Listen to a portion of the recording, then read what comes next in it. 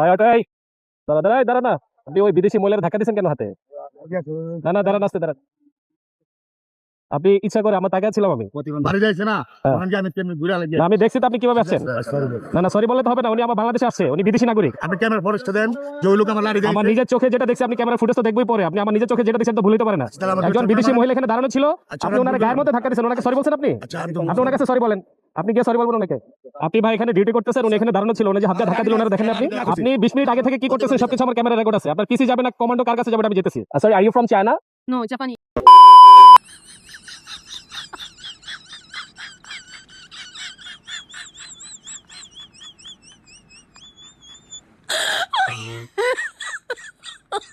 Oh my god. আসসালামু আলাইকুম viewers, কি অবস্থা সবাই, কেমন আছেন? আশা করি ভালো আছেন। আবারও চলে আসলাম আপনাদের মাঝে নতুন একটি ভিডিও নিয়ে। ভিডিওর টাইটেল এবং থাম্বনেল দেখে অবশ্যই আপনারা বুঝতে পারছেন আমি আজ কোন বিষয়ে কথা বলতে যাচ্ছি। আসলে আমি আজকে কথা বলবো অটো রিকশা সম্পর্কে। আজ আমি আসলে আমার অটো রিকশা চালক ভাইদের বাস্তব কিছু চিত্র তুলে ধরবো। তাহলে চলুন কথা না বাড়িয়ে ভিডিওটি শুরু করা যাক। আসলে আমরা অটো রিকশায় যাতায়াত করি না এমন লোক খুবই কম আছে। আমরা যদি কোথাও যাওয়ার জন্য বের হই, দ্রুত যেতে চাই, আর বাসা থেকে বের হয়ে বুঝি অটো রিকশা কোথায় আছে। এখানে তাদের দোষ দিয়ে কোনো লাভ নেই, দোষ আসলে আমাদের নিজেদেরই। আমরা শর্টকাটে যাইতে চাই, দ্রুত যাইতে চাই, এই জন্য কি করি, অটো রিকশা খুঁজি। আর তারা এই জিনিসটারে কাজে লাগাইয়া সবকিছু অটো করে ফেলাইতেছে, ব্যাটারি চালিত গাড়ি করতেছে। আসলে যে জিনিসটা বাংলাদেশ না শুধু পৃথিবীর সব জায়গায় নিষিদ্ধ, এরকম কাগজবিহীন গাড়ি আসলে বাংলাদেশ ছাড়া কোনো দেশে আপনারা পাবেন না। বাংলাদেশ ছাড়া কোনো দেশেই কাগজবিহীন গাড়ি নাই। আসলে তাদেরকে দোষ দিয়ে কোনো লাভ নাই, আমরা নিজেরাই তো আমরা নিজেরাই খুবই অসচেতন। আমরা দেখতে পেয়েছি গত 2 দিন আগে হাইকোর্ট থেকে অটো রিকশাকে নিষিদ্ধ করা হয়েছে। এইভাবে হুট করে একটা রায় দিয়ে দিলেই হয় না। একবার ভাইবা দেখেন, আমাদের এই শহরে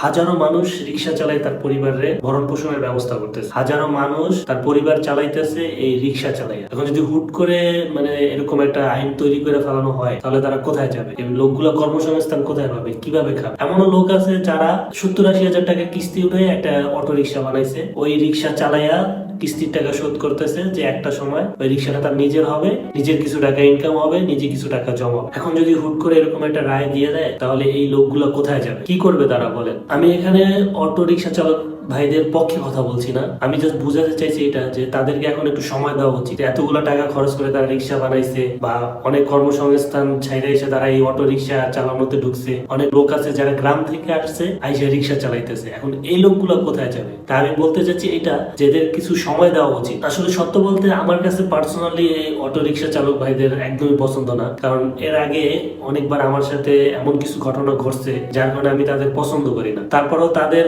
পক্ষে কথা বলতেছি এই কারণে যে এই লোকগুলো কোথায় যাবে এখন? সবাই তো একটা পরিবার আছে, সবাই তো রিজিকের জন্য ছুটে, মানে হঠাৎ করে এই রিজিকের ব্যবস্থা কোথা থেকে আসবে? কোথায় পাবে তারা রিজিক? আর বর্তমানে বাংলাদেশের অবস্থা আমরা কম বেশি সবাই জানি, যেভাবে জিনিসপত্রের দাম, কি বলবো। এবার অটো রিকশাওয়ালা ভাইদের উদ্দেশ্যে আরো কিছু কথা বলি আমি, হয়তো এটা শুনলে তাদের আরো খারাপ লাগবে যে তুমি তাদের পক্ষে কথা বললাম, এখন কেন বিপক্ষে কথা বলছি। আসলে আমি ভিডিও শুরুতেই বলছি যে আমি কিছু বাস্তব চিত্র তুলে ধরবো, যেটা সবার জন্যই। অটো রিকশা মূলত চালানোর কথা ছিল আপনার অলিতে গলিতে, অলি গলির রাস্তায় তারা চলবে, তাদের মেইন রোডে ওঠা সম্পূর্ণ নিষেধ ছিল। কিন্তু 5ই আগস্টের পর যখন সরকার দেশ ছাড়লো, তারপরে থেকে মানে এরা রোডের রাজা হয়ে গেছে। এদের কাছে বাইক বলেন, সিএনজি বলেন, তারপর আপনার প্রাইভেট কার বলেন, কোনো কিছুর খাওয়া নাই। মানে পুরা রাস্তা হলো এদের সরকারি রাস্তা। এরা যেভাবে ইচ্ছা আর কি গাড়ি চালায়, যেভাবে ইচ্ছা মনে করেন হরেন মারে, কোনো দিক বেদিক নাই। অটো রিকশা চালক ভাইদের উদ্দেশ্যে আরো একটা আমি কথা বলবো, এই যে আপনারা এখন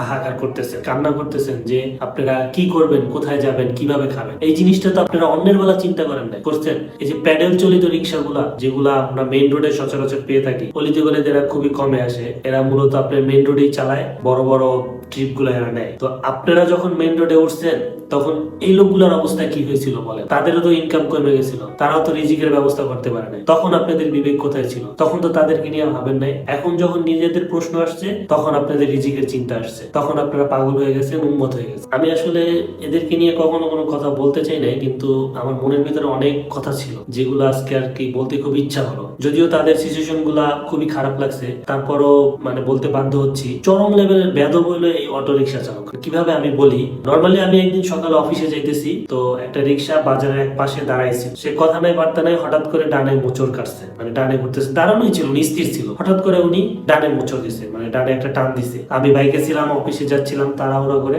আমার গাড়ি স্লো ছিল এই জন্য ওরকম আহামরি কিছু হয় নাই। তো উনি যখন ঘুরাইছে আমি ব্রেক করছি, ব্রেক করার পরে বললাম মামা এটা তুমি কি করলা, এইভাবে টান দিলা। সে উল্টা আমার পিক আপ যে আপনি দেখে চালাইবেন না গাড়ি, মানে আমার সাথে যাতা ব্যবহার করে শুরু করে দিয়েছে। পরে তো আমি চেয়ে গেলাম, পরে মানে একটু তর্ক বিতর্ক হয়েছে। তো ওই জিনিসটা আমার কাছে খুবই খারাপ লাগছে, যেখানে আমার কোনো দোষ ছিল না। তো নর্মালি হয় কি এরা সবাই এই কাজটাই করে, হুটহাট ব্রেক করবে যে কোনো জায়গায়, ধরেন আপনি চালাইতেছে আর পিছে আরেকটা গাড়ি যাইতেছে, যাত্রী যদি ওনার ডাক দেয় যে মামা যাইবা, কি করবো ওই ইনস্ট্যান্ট ওইখানে ব্রেক করবো, নাকি আছে নাকি এটা চিন্তা করবো না, বা একটু সাইড করে ব্রেক করি না করবো না। ওর কথা হলো যাত্রী ডাক দিছে আমি এখানে ব্রেক করতে হবে। ডানে বামে ঘোরার সময় তো কোনো ইন্ডিকেটার আলহামদুলিল্লাহ নাই, যখন মন চায় যেদিকে ইচ্ছা ঘুরে যায়। একাধিকবার আমি এরকম দেখছি অ্যাক্সিডেন্ট হইতে আমার চোখের সামনে, ইভেন আমার সাথেও হয়েছে। যদি কোনো মোচড় আসে বা ইউটার্ন আসে, সেখান থেকে ঘুরতে হইলে যে তাদের হর্ন দিতে হয় এই জিনিসটা মনে হয় জানেই না, জানা তো দূরের কথা, হর্ন তো থাকেই না, এমন একটা অবস্থা। আমার এলাকা থেকে মেইন রাস্তায় বের হইতে নর্মালি আপনার 10 মিনিট লাগে।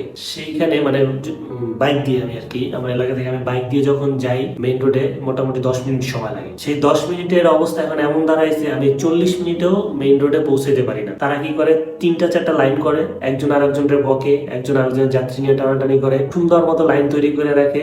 মানে আপনি যে ফাঁক দিয়ে বের হবেন এরকম কোনো অপশন নাই, বা সামনে থেকে একটা গাড়ি যে আসবে এরকম কোনো অপশন নাই। শুধু গলিতে না, মেইন রোডেও তারা চলে যায়। ইভেন মানে আমাদের এই সিএনজি চালকরা, মানে মজার একটা বিষয় হলো যেসব জায়গাগুলো সিএনজি চালকরা দখল করে রাখতো, মানে সিএনজি চালকদের জন্য মেইন রাস্তা দিয়ে হাঁটা যেত না, মেইন রাস্তা দিয়ে গাড়ি নেওয়া যেত না, ওই সব জায়গাগুলো এখন অটো রিক্সা চালকরা দখল করে রাখে। মানে একদম মেইন রোডে তারা ওইটা বসে থাকে, মানে আপনি ডানে যাবেন বামে যাবেন যেদিকে যাবেন শুধু অটো রিক্সা। মানে লাস্ট এই 5ই আগস্টের পরে এ পর্যন্ত মনে হয় কয়েক হাজার রিক্সা মানে তৈরি করা হয়েছে। ইভেন অনেক ওয়ার্কশপের দোকান আমি দেখছি যারা ওয়ার্কশপের খুঁটিনাটি কাজ বাদ দিয়ে এখন তারা রিক্সা বানায়, অটো রিক্সা বানায়। এর ভিতরে সবচেয়ে বড় প্রবলেম হলো আপনার এই যে অটো রিক্সাটা কোনো বয়স নাই যে এই ধরনের লোক চালাইতে হবে, কারণ ড্রাইভিং লাইসেন্স লাগে না, যে কেউ চালাইতে পারবে। দেখবেন বাচ্চা থেকে বাচ্চা, মানে নাক দিয়ে টিপ দিলে এখন দুধ পড়বে, ওই ধরনের ছেলেরাও অটো রিক্সা চালায়।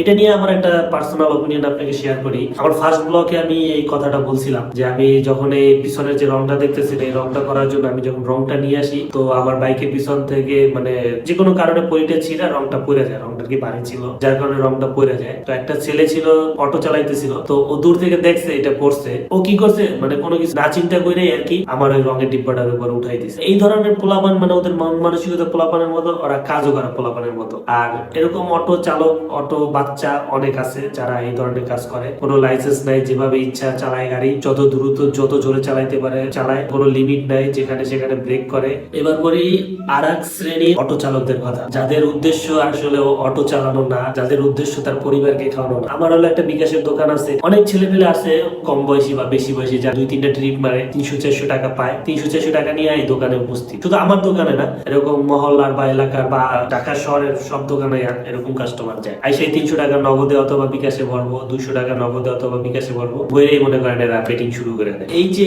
টাকাগুলা কামাই করে কষ্ট করে, এই টাকাটা কিন্তু ওরা কোনো ভালো কাজে লাগায় না, ওরা কি করে বেটিং করে, ওরা জুয়া খেলে। মানে এই লোকগুলা রিক্সা নিয়ে নামেই একমাত্র এই উদ্দেশ্যে যে আমি কষ্ট করে 200 টাকা হালাল ভাবে ইনকাম করব, ওইটা গিয়ে আমি জুয়া লাগাবো হারাম। এখন তারা কর্মসংস্থান নিয়ে আন্দোলন করতেছে, তারা অটো চালাইতে চাইতেছে।